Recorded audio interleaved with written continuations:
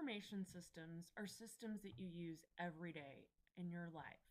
Everything from the computers that you work on or the ATM that you get money out of, to the software that makes all of that work, to the data that you store on your computer and the internet, including all of the processes, procedures to make that happen, and the people behind it. Hi, my name's Sheila Burkett, and I am so excited to be able to be here with you today to tell you something about information systems and about considering a career in information systems. Today, we'll go through and talk about also how you could get a dual major in information systems, answer some questions about what is information systems, and then talk about some interview questions you might want to consider just as you go out to interview. Although we won't have an open Q&A when you watch this, feel free to tweet me any questions you have at @saburkett. That's SABURKETT. Once again, that's SABURKETT. Or you can email me at Sheila, SHEILA, @sburkett.com. Why should you consider a career in information technology?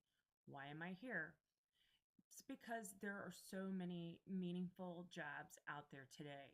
You get to be in work with creative teams on cutting edge products, whether it's in the health field.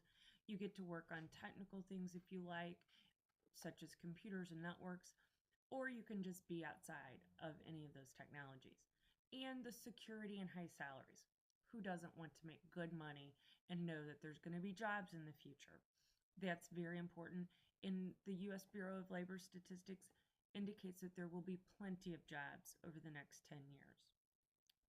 So there's also the flexibility and variety. Many of the careers in IT offer flexible hours or telecommuting and make it easier to blend your career and personal life.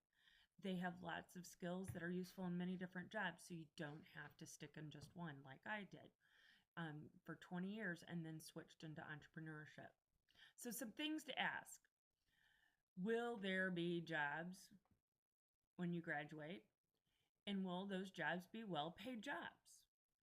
With 3.5 million IS jobs in 2010, there is a projected growth to 4.2 million in IS jobs by 2020. That's huge. These are good paying jobs. The median starts at a really reasonable price or level, and you should consider it. The UMSL Career Services, they always have more IS positions than they can fill. So there's jobs that are even being here at UMSL.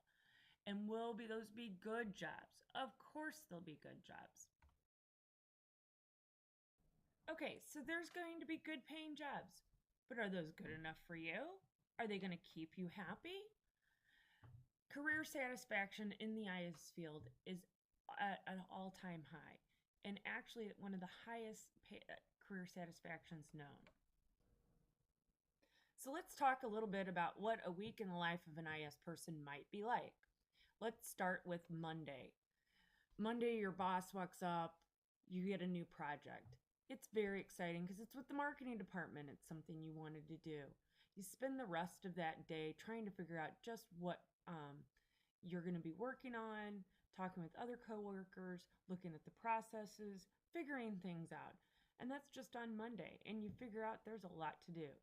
Then on Tuesday, it starts out, you're really trying to catch up and figure out what's going on. But in the meantime, you received a bunch of information on the project that you were working on. The goals, stakeholders, milestones.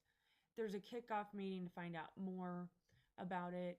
And then most importantly, you learn who the subject matter experts are. And from there, you end up going through and finding out what your role is going to be and how you're going to be focused on processing applications that are received in the mail or via fax.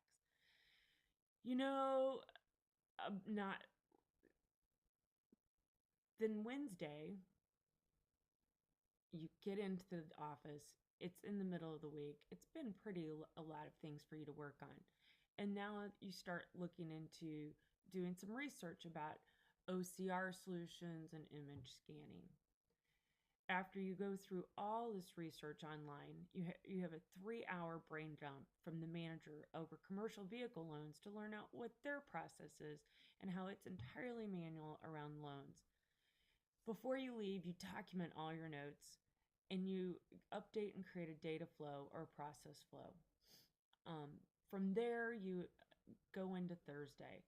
It's been a long week already, but Thursday, you're going to start in looking at everything that's gone on this week and go into the next cycle of events. That's when you meet with the manager of recreational vehicles and motorcycles.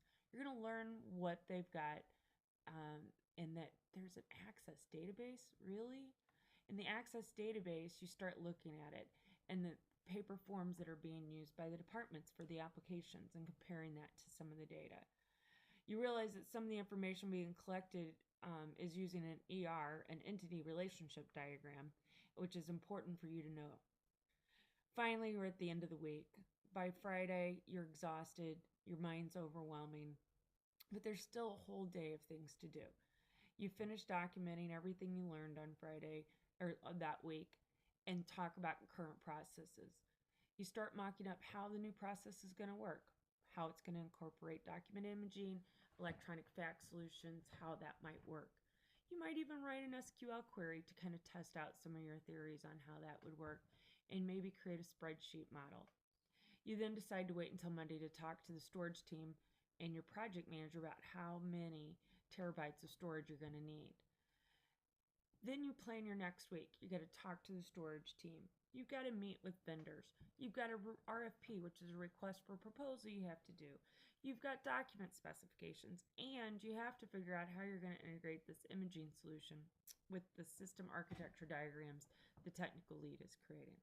It's amazing how many things go on in a week in the life of an IS person, but it's really what makes it exciting. It's not like your typical heads down coding. Very rarely do you find people who that's all they do. It's a lot of different things and a lot of different processes, and that's why most people love being an IS. So who can you work for? There are so many companies that need IT professionals, and it's not just people who are writing software. 92% of all workers work for other companies outside of an IT company. How do you get in there? Through internships, and I encourage you to try to get one if you can. So talking about careers in IS, here's a list of some examples of some careers in IS that you might want to consider. Just a few. Also, if you like to problem solve, creativity, then you might want to think about going into information systems. And there's the offer of dual majors. Every area of every career needs IT information. It's just around, and it's the decisions you have to make. Here are some of the soft skills and technical skills you might need as you go forward in picking your career.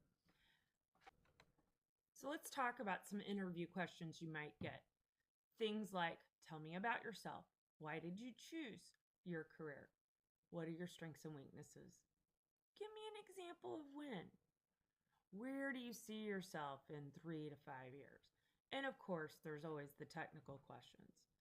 But the real question is, when you are looking for a permanent position, will you be answering IS questions also? Hi, I hope that gave you a sense of why we think you should consider a career in IS. I know it's overwhelming and sometimes it seems scary, but it's really one of those things that's going to give you a leg up as you go out into the career world. If you have any questions, feel free to ask me, and you can contact me at SA Burkett on Twitter, or you can contact me via email at the end, and it's on the end of this screen. Good luck and have a great time.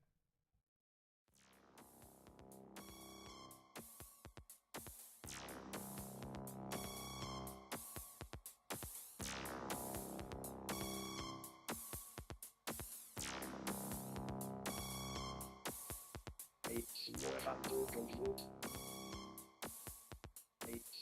to compute.